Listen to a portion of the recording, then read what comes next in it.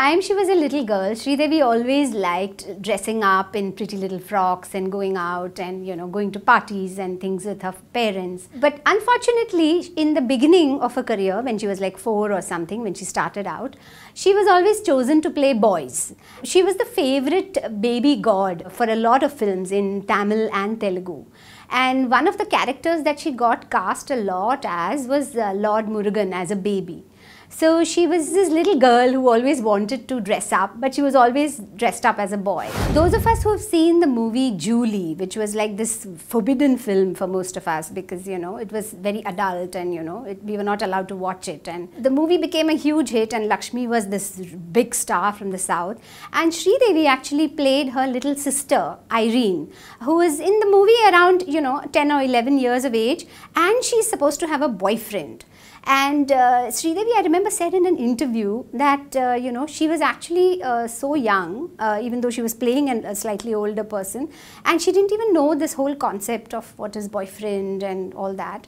And, you know, it was almost like she had grown up before her time. We all know about Sridevi's limitation with Hindi and how she never really learned the language. But somehow it never really bothered her directors, you know, throughout her career. I remember there was an interview that Shekhar Kapoor had given during Mr. India's filming. And, you know, the whole film was actually made by him giving her instructions in Hindi, which she and her sister would listen to. Sridevi would be like totally attentive, but not understanding anything that he's saying. And her sister would make notes and they would later go and discuss. And her sister would shoot videos of her, especially the dance sequences.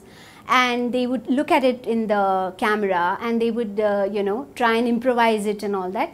And she would come back and give the takes, and it was almost like there was never a feeling that she didn't know the language, because when she started performing, it was like so seamless. So we know that Sridevi was Yash Chopra's favorite, and, you know, she was his Chandni, and you know, it was a movie that really made us sit up and look at her, you know, in a totally new light.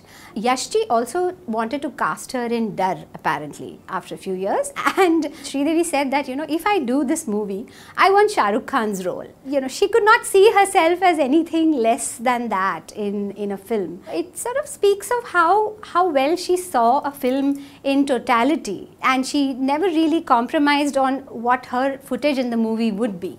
After Nagina, which was, you know, a super duper hit, and Sridevi was suddenly in a bracket so unaffordable, she was as expensive as Mr. Bachchan. And later, when she was actually cast in Khudagaba, initially it just started out with her getting Benazir's role.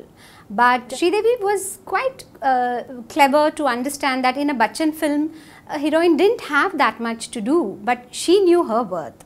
And she actually said that, you know, maybe I could do this if I played both the mother and the daughter. She initially wasn't supposed to play the daughter. But towards the end, she managed to convince them that, you know, she should play Mehendi and Benazir, and what a brilliant decision that was.